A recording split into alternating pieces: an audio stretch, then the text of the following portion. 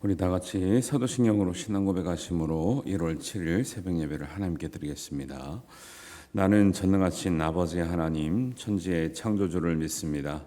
나는 그의 유일하신 아들 우리 주 예수 그리스도를 믿습니다.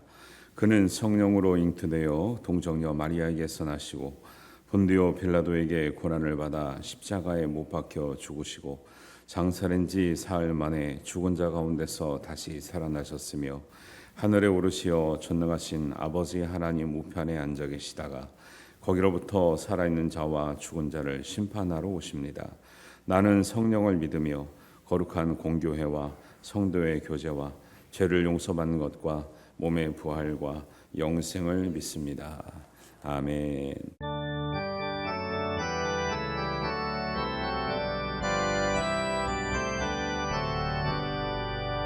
내 주의 나라와 주 계신 성전과 피 흘려 사신 교회를 늘 사랑합니다.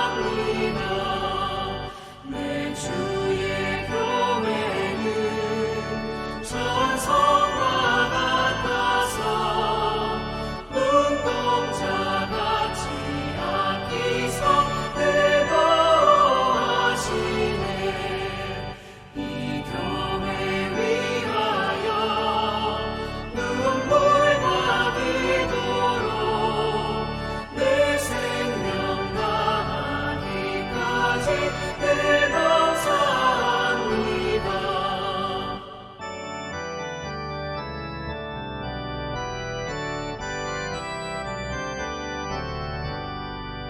성도의 교제와 교회의 위로와 구주와 맺은 언약을 늘 기뻐합니다. 하늘의 영광과 베푸신 은혜가 진리와 함께 영원히 시온에 넘치네. 아멘.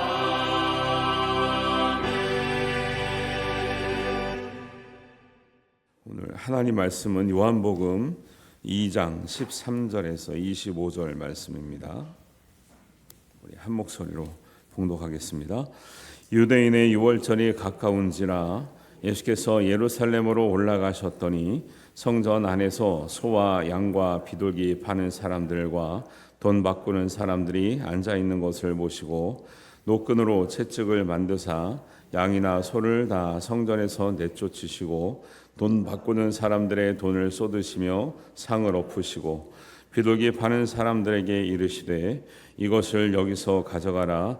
내 아버지의 집으로 장사하는 집을 만들지 말라 하시니 제자들이 성경 말씀에 죄전을 사모하는 열심이 나를 삼키리라 한 것을 기억하더라. 이에 유대인들이 대답하여 예수께 말하기를 내가 이런 일을 행하니 무슨 표적을 우리에게 보이겠느냐. 예수께서 대답하여 이르시되 너희가 이 성전을 헐라 내가 사흘 동안에 일으키리라. 유대인들이 이르되 이 성전은 46년 동안의 지었건을 내가 3일 동안에 일으키겠느냐 하더라. 그러나 예수는 성전된 자기 육체를 가리켜 말씀하신 것이라. 죽은 자 가운데서 살아나신 후에야 제자들이 이 말씀하신 것을 기억하고 성경과 예수께서 하신 말씀을 믿었더라. 유월절에 예수께서 예루살렘에 계시니 많은 사람이 그의 행하시는 표적을 보고 그의 이름을 믿었으나 예수는 그의 몸을 그들에게 의탁하지 아니하셨으니 이는 친히 모든 사람을 아시며 또 사람에 대하여 누구의 증언도 받으실 필요가 없었으니 이는 그가 친히 사람의 속에 있는 것을 아셨음이니라. 네, 아멘.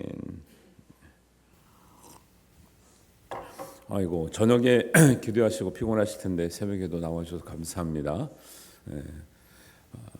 오늘 말씀 보면은 그 교회에서 오해를 많이 하는 말씀 중에 하나가 이 본문인데 16절에 보니까 이제 아버지의 집으로 장사하는 집을 만들지 말라 하니까 여전도에서 우리에게 말하는 게 아니고 멸치도 팔고 미역도 팔고 그러던데 다른 게 보니까 그거 해야 돼요, 말아야 돼요. 장사하지 말라 그랬는데 이렇게 오해를 하고 있으시더라는 거예요. 그러니까 선한 사업을 위해서 물건을 거래하는 것 자체를 하지 말라는 뜻이 아니고 여기는 이제 의미가 있지. 여기는 특별한 상황이 있는 거죠. 그러니까 이제 그래서 좀 보수적인 데는 막 뭐만 하여튼 돈만 오고 가면 막 난리를 쳐요. 막 성경을 보라. 장사하지 말라는데 어딜 장사하냐 막. 옛날에 교회는 많이 그랬죠. 그래서 바자회도 못 하고 뭐 여전도에서 사업도 못 하고 막 이랬는데 그런 거 얘기하는 게 아니죠. 그거는 무슨 우리가 무슨 그걸 해가지고 폭리를 취하거나 무슨 개인적인 이득을 보고다 하는 게 아니고 그냥 또 구제 사업이나 교회 사업을 하려고 하는 거니까. 모르겠어요. 다른 교회는 아직도 그런 교회가 있을지도 모르겠지만 이 말씀은 그런 뜻이 아니다라는 거예요. 그러니까 선한 사업을 위해서 뭐 필요한 것을 나누고 좀 뭐 이렇게 그런 거는 크게 여기에 해당되지 않는 것 같아요. 오늘 말씀 보니까 6월절에 예루살렘으로 올라가신 예수님의 모습을 볼 수 있고요. 6월절에 또 예루살렘에서 계시면서 많은 표적을 행하고 이런 모습을 볼 수 있는데 예수님도 절기를 지킨다는 거예요, 안 지킨다는 거예요? 예수님도 아무리 하나님의 아들이라도 여러분 오해를 마셔야 돼요. 하나님의 아들이니까 그냥 막 했겠다. 절대 그렇지 않습니다. 하나님의 아들이니까 율법을 넘어서시니까 율법 안 지켜도 상관없다? 절대 이렇게 안 하셨다니까요. 다 지킬 것을 지켜가시면서 율법의 본래의 취지를 말씀해 주셨고 더 복음의 확장성을 가지고 본래의 의미를 깨닫고 지킬 수 있도록 안내하셨지 하나님의 아들이시기 때문에 나는 율법도 필요 없고 내 뜻대로 한다 이러지 않으셨다라는 것을 이제 기억하셔야 됩니다.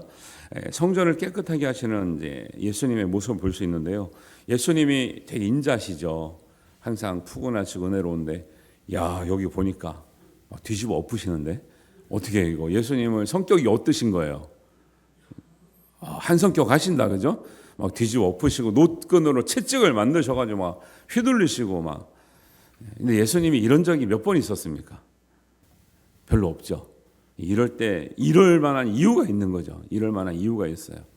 예수님이 보통 아프고 가난하고 어려운 사람들한테는 정말 한도 끝도 없이 참으시고 은혜로우시고 사랑해주시고 눈물 흘려주시죠.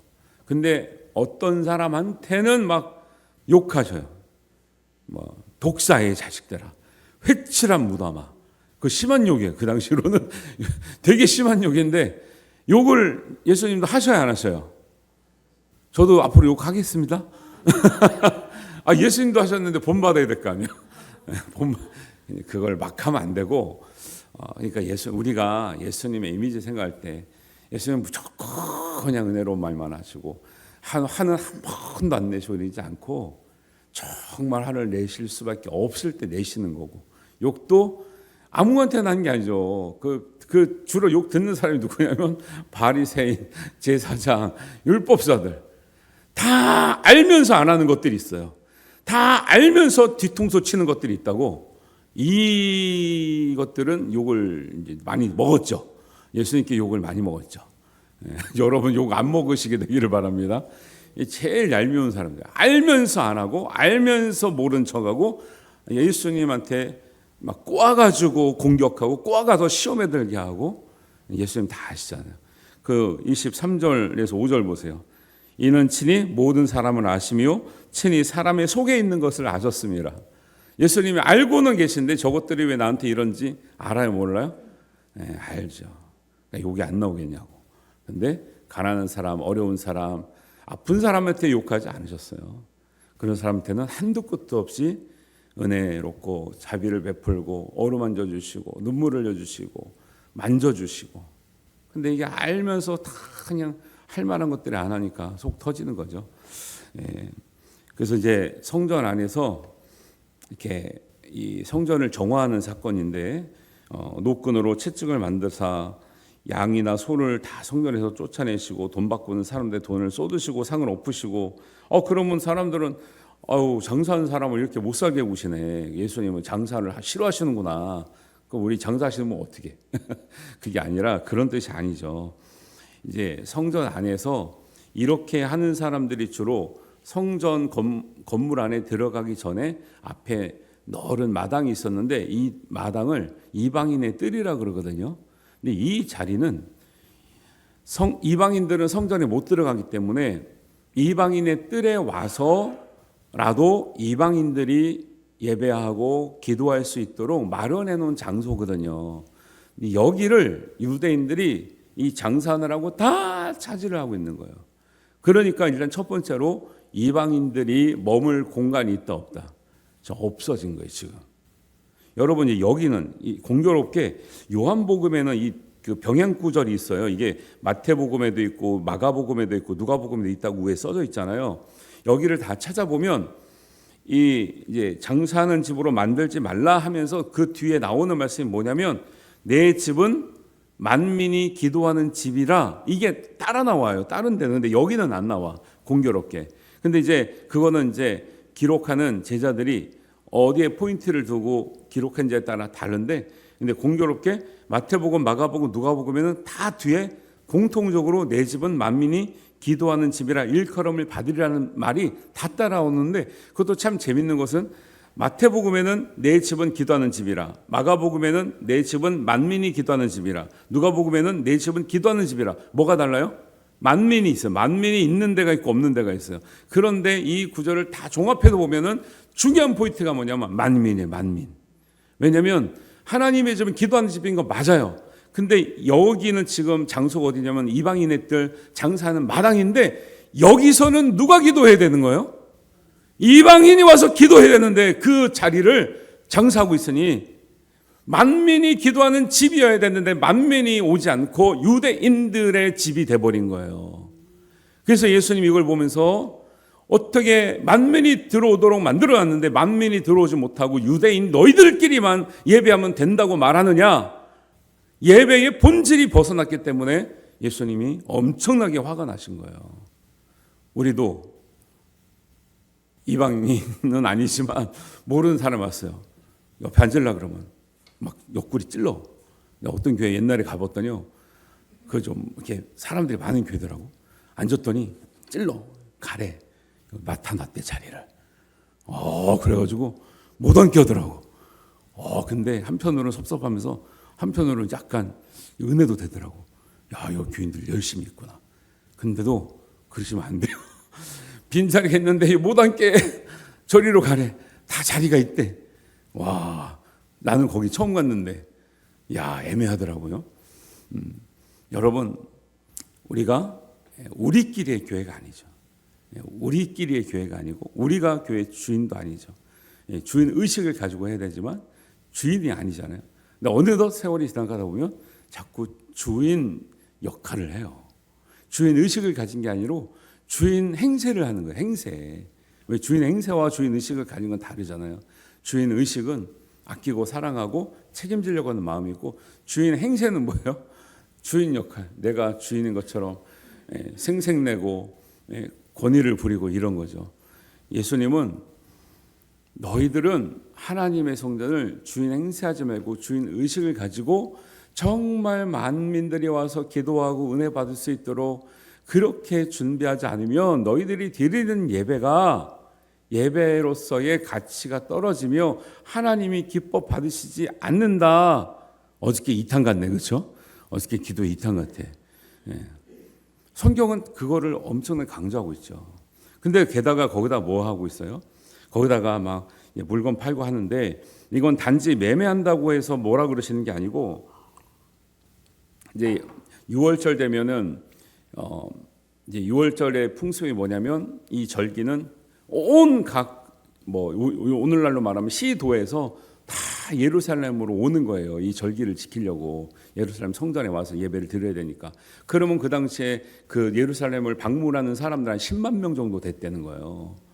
그러면 각 처에서 하나님께 드릴 재물을 자기가 키우고 농사짓고 했던 것들을 가져올 거 아니에요. 근데 가까운 데는 이렇게 양 데리고 뭐 소 가지고 와도 올만한데 멀리서 오는 이 동물들이나 이런 것들은 오다가 이제 양이 뭐 돌에 부딪히거나 뭐 하면 생채기도 나고 좀 다치잖아요. 그럼 이런 재물을 성경적인 관점에서는 드릴 수 있어요, 없어요? 이제 없잖아요. 온전하지 못하다 그런 관점이 있기 때문에 다치거나 상한 거를 드리지 못하니까 이렇게 그 신명기에는 그런 사람들은 성전에 와서 제물을 사서 드려도 된다라는 법이 있었거든요. 근데 이 법을 이용하는 거야. 유대인들이 사서 드려야 된다는 것을 지나치게 강조하면서 제물을 이제 들어오면은 이제 저는 시골에서 키워서 가져왔습니다. 보통 가난한 사람들은 키워서 가져올 거란 말이에요. 그랬더니 검사를 샅샅이 하더니 털 색깔이 변색됐는데 발톱이 하나 빠졌는데 상처가 났는데 하면 다 퇴짜를 놓는 거예요. 퇴짜를 놓고 우리 거 깨끗한 게 있으니 이거를 드려야 된다 하면서 거기다가 이제 막 따따블로 값을 받아가지고 판이 시골에서 가난하고 어렵게 정성 들여서 양을 키우고 소를 뭐 소까지는 그런 부자하는 거죠. 양을 한 마리를 키우고 가져온 사람들의 재물을 버려야 되고 그 폭리가 많은 양을 드려야 되는 이 현상을 예수님이 보셨다라는 거예요. 그래서 얼마나 하나님 앞에 그러니까 그런 폭리를 취한 것을 어쩔 수 없이 사서 드리는 그 사람의 마음이 은혜 받겠어요? 은혜 못 받겠어요? 잘 은혜 못 받겠죠.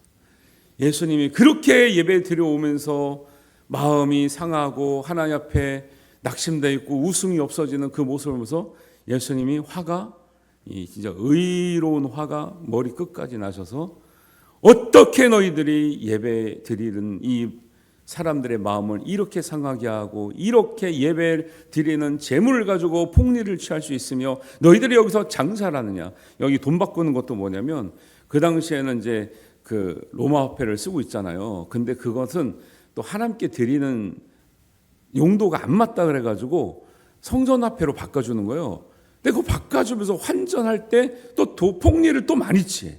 그러니까 사람들이 오면 돈 바꿀 때 돈 막 또 많이 내라 그러지, 재물 살 때 돈 많이 내라 그러니까 예배 드리러 오면서 기쁨이 있어요, 없어요?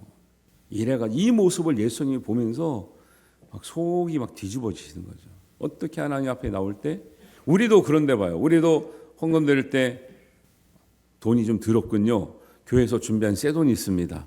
바꾸시려면 10% 내셔야 됩니다. 하면은 교회 올 것 같아요, 안 올 것 같아요? 우리는 안 오지, 당연히. 우리는 안 오지. 옛날에 사람들이 착하니까 오는 거, 착하니까. 다 검사해가지고, 안내위원들이 검사해가지고 오늘 복장이 여기 흠이 있습니다. 실오르락이 하나가 터졌네요. 이 옷으로는 하나님께 예배할 수 없습니다. 돌아가시던가 우리가 구비한 옷이 있으니 사십시오. 그랬더니 5만 원짜리를 15만 원에 팔아. 여러분 예배 드려요, 안 드려요? 안 드리죠. 여러분 안 드리죠. 그런데 이런 것들을 성전 안에서 정말 그 이방인이 와야 될 뜰에서도 이 이방인도 못 들어오게 하면서 이 일을 가득히 하고 있으니 얼마나. 그리고 비둘기 파는 사람 이것도 의미가 있어요. 비둘기는 정말 제물을 드릴 여건이 안 되는 가난한 사람들이 드리는 제물이에요. 동물 중에 가장 가난한 사람이 드리는 제물이고 이것도 못 드리는 사람은 고운 밀가루를 드리라 그랬거든요. 그러니까 이게 소는 돈 있는 사람들이 드리는 거라 그 사람들한테는 좀 받아도 될 것 같아. 양까지도 받아도 될 것 같아. 비둘기를 가져온 사람들한테는 흠잡으면 안 돼. 왜? 이분들은 가난해서 비둘기밖에 못 가져오는 사람들인데 이 사람에게도 폭리를 취하고 있다는 거예요. 그래서 이게 소, 양, 비둘기 파는 사람 이 의미가 다 있다니까요. 이런 것들을 보시면서 예수님께서 말씀하시기를 다 가져가라. 아버지의 집으로 장사하는 집을 만들지 말라고 하셨던 배경이 있다는 것을 아시고 여전도에서 하신 선한 사업은 은혜롭게 하시길 바랍니다. 이게 그런 뜻이 아니에요. 여전도의 얘기를 하는 게 아니에요. 우리가 이렇게 하진 않잖아요. 그래서 여러분 예배의 본질이 지켜지지 않을 때 예수님은 엄청난 화를 내세요. 그래서 제가 어제도 예배 전심으로 하셔야 된다라고 강조를 많이 드린 이유가 그런 거죠. 우리가 지난 예배를 다 생각해 보면 우리는 예배 드린다고 했지만 하나님 입장에서는요 안 받으셨던 예배도 꽤 많을 거라 생각을 해요. 진짜로. 아니, 저부터도 우리가 그만큼 예배에 대해 소홀했구나, 전심으로 하지 못했구나 깨닫고 보니 야 하나님이 안 받아주실 수도 있는데 그래도 우리를 살려주셨구나. 옛날 같으면 예배를 안 받으시잖아요. 그러면 그 자리에서 그냥 영혼이 떠난다니까요. 제사장이든 누구든. 근데 지금은 은혜의 시대예요. 하나님이 안 받으시는 예배 있을지라도 우리에게 기회를 주시는 거죠. 돌아오라고, 전심으로 하라고, 더 하나님께 은혜 받고 하나님 앞에 정말 기뻐하는 자녀로서 나올 수 있는 기회를 주시는 하나님, 은혜의 하나님인 줄 믿으시기 바랍니다. 이런 이 말씀들을 계속 하고 있는 거죠. 그래서 이런 모습을 보여주니까 유대인들은 또 뭐라냐면 18절에 보니까 표적을 자꾸 보여달라 그러는 거죠. 그러니까 예수님께서 이 성전을 헐라 내가 사흘 동안 일으키를 하니까 사람들이 또 이해가 안 가는 거죠. 건물을 말하는 줄 알고, 그런데 내용이 뭐예요? 이 성전을 건물을 말하는 것이 아니라 성전된 자기 육체를 가르쳐 말씀하신 것이라 이렇게 나와요. 사람들은 이런 걸 잘 몰랐죠. 제자들도 사실 몰랐어요. 그러니까 22절에 제자들이 이 말씀하시는 것을 기억하고 성경과 예수께서 하신 말씀을 믿었더라. 언제요? 죽은 자 가운데서 살아나신 후에야 진짜 예수님 말씀이 이 말씀이었구나 다 깨달아. 근데 제자들은 성경이 없었잖아요. 신약 성경이. 그러니까 이걸 나중에 깨달았는데 우리는 신약 성경이 있잖아요. 우리는 다 깨닫고 알고 믿어야 될 줄 믿습니다. 우리는 덮어놓고 믿는 게 아니라 펼쳐놓고 믿는 거예요. 왜? 제자들은 진짜 모르고 믿었잖아요. 그런데 나중에 알게 된 거예요. 우리는 근데 그 나중된 일을 다 알아. 근데 지금 사람들이 몰라서 근거가 없어서 사실 확인이 안 돼서 내용이 없어서 못 믿겠다 말하는 건 진짜 거짓말이라니까요. 성경이 다 나와 있는데 옛날 제자들은 진짜 성경이 신약 성경이 없었기 때문에 진짜 나중에 눈으로 봐야만 믿는데 우리는 이미 기록된 말씀이 있으니 이미 알고 읽고 깨닫고 지키고 복된 자가 되어서 믿음 있는 자가 되시기를 주님의 이름으로 축원합니다. 이런 은혜가 있는 거죠. 그러니까 사람들이 자꾸 표적을 보여달라 그러잖아요. 근데 참 재미있는 말씀이 있어요. 사람들이 표적을 보여달라고 하는데 표적을 구하지만 말씀의 의미는 못 깨닫는 거예요. 유대인들이 재미있는 건 표적을 구하지만 말씀의 의미는 못 깨달아. 근데 더 중요한 것은 말씀의 의미와 본질을 깨닫는 게 더 중요해요. 그리고 표적을 보고 믿는 사람들을 예수님은 그런 사람들을 좋아해요, 안 좋아해요? 별로 좋아하지 않아요. 23절에 보면 보세요. 표적을 보고 그의 이름을 믿었다 그랬어요. 많은 사람들이 표적을 보고 믿었다 그랬지만 예수님은 자신의 몸을 그들에게 의탁하지 않으셨다. 표적을 보고 믿었는데요. 믿는 사람인데 왜 자기의 몸을 의탁 안 하나요? 표적을 따라다니는 사람들을 예수님은 신뢰하지 않아. 표적을 우리가 볼 수 있죠. 근데 표적을만 있어야 믿는 사람들을 예수님 입장에서는 저거 믿을 수가 없는 거예요. 왜? 표적 보지 않으면 언제든지 돌아설 것 같은 사람들의 마음을 아셔요. 뭐라고 그러세요? 이는 왜 안 맡기셨냐? 이는 친히 모든 사람을 아심이요. 또 사람에 대하여 누구의 증언도 받으실 필요가 없으니 그 사람들 때문에 예수님의 사역이 되는 게 아니죠. 그 사람들에 힘입어서 되는 게 아니에요. 이는 그가 친히 사람의 속에 있는 것을 아셨습니다. 저들이 표적을 볼 때는 예수님 와 왕이시오 대단하십니다 따라다니지만 표적이 그치는 순간 다 등 돌리고 돌아갈 사람인 걸 아시는 거예요. 그러니까 우리는 그래서 신앙을 생활할 때 표적을 따라다니고 한방을 기대하고 무슨 이런 걸 따라다니면 안 돼요. 한방 신앙 이렇게 표적 신앙 이적과 기적을 있어야만 그걸 봐야만 믿겠다는 신앙, 이런 신앙을 의지하시면 안 되고 말씀에 의지하여 정말 온전하고 건강한 신앙생활 하시게 되길 바랍니다. 본질을 알지 못하면 표적을 봐도 성전의 의미도 모르고 표적을 구하지만 예수님도 그런 사람 신뢰를 안 한다니까요. 왜? 속에는 알아요. 예수님도 저거 표적을 볼 때만 믿지 저거 표적 안 보이면은 보여달랄 때 안 보여주면 저 돌아설 인간이라는 걸 다 아시는 거죠. 그러니까 그 사람들에게 자기 몸을 의탁하지 않으셨다라는 거예요. 잘할 때는 막 이래. 조금만 못하면 못하는구만 이런 사람도 있거든요.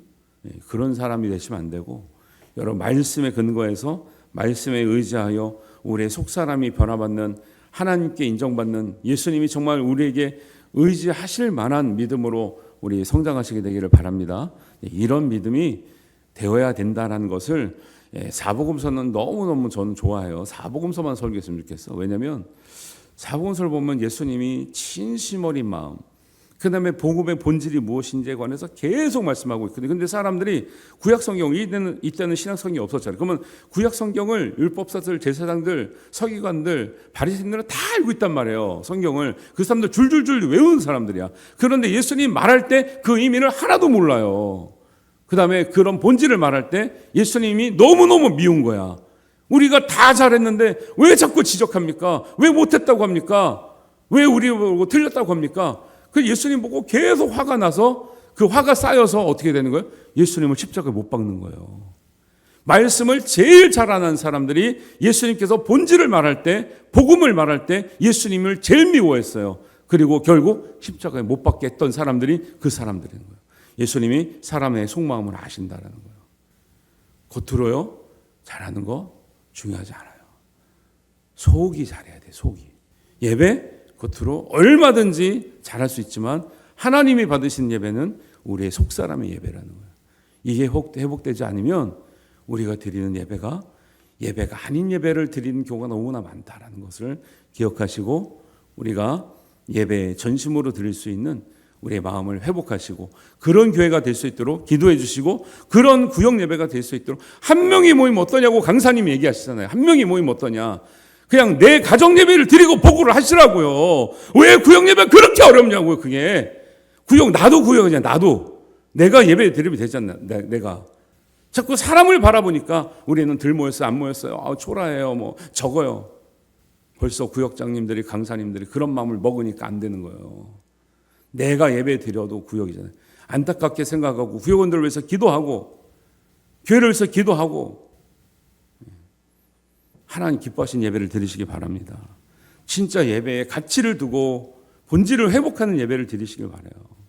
이런 예배를 기뻐하시고 이런 예배가 곳곳에서 살아나가야 되고 가정 예배가 살아나고 구역 예배가 살아나고 기관 예배들이 살아나고 우리 부서 예배들이 살아나면 하나님이 그런 교회를 기뻐하시지. 그것은 안 되면서 행사를 하고 뭐를 하고 뭐 그런 척하고 있는 교회인 것처럼 하고 그런 거 별로 좋아하지 않아요. 큰 교회, 작은 교회 다 해보니까 그 의미가 없더라고 별로. 예배가 되면서 다른 걸 해야 돼. 예배가 되면서. 여러분 그런 예배자로 하나님 앞에 서시길 바랍니다. 안 그러면 우리 예배를 보시면서 예수님께서 노끈 들고 달려오실 수도 있어요. 다 뒤집어 엎을 수도 있어요. 그래서 저번에 한번 부서졌던데 누가 뒤집어 엎어가지고 다 고쳐놨네. 네, 그래서 깜짝 놀랐어요. 예수님 오셔서 그거 뒤집어 놓으신 줄 알고. 그렇습니다. 본질이 회복되는 예배, 하나님께서 기뻐하시는 예배자가 되시기를 주님의 이름으로 축원합니다. 기도합니다. 아버지 하나님, 오늘 말씀을 통해서 정말 우리가 하나님 앞에 온전치 못했을 때 예수님께서 얼마나 분노하시고 정말 답답해하시고 정말 속상해하시는가를 우리가 말씀을 통해서 배웠습니다. 우리가 드려지는 예배, 또 가정 예배, 구역 예배, 기관 예배, 부서 예배, 우리 교회 예배를 통해서 하나님 만민이 기도하는 집이 되게 하여 주옵소서. 본질과 또 은혜가 성령이 충만한 예배가 되게 하여 주옵소서. 표적을 구하는 신앙이 아니라 말씀에 근거하여 기도의 응답에 우리가 힘을 얻어서 성령이 충만하여 의지하는 예수님을 온전히 따라가며 순종하는 우리의 믿음이 되게 하여 주시옵소서. 예배의 승리자가 인생의 성공자가 되게 하여 주시옵소서. 예수님의 이름으로 기도하옵나이다. 아멘. 하늘에 계신 우리 아버지, 아버지의 이름을 거룩하게 하시며 아버지의 나라가 오게 하시며 아버지의 뜻이 하늘에서와 같이 땅에서도 이루어지게 하소서. 오늘 우리에게 일용할 양식을 주시고 우리가 우리에게 잘못한 사람을 용서하여 준 것 같이 우리 죄를 용서하여 주시고 우리를 시험에 빠지지 않게 하시고 악에서 구하소서. 나라와 권능과 영광이 영원히 아버지의 것입니다. 아멘.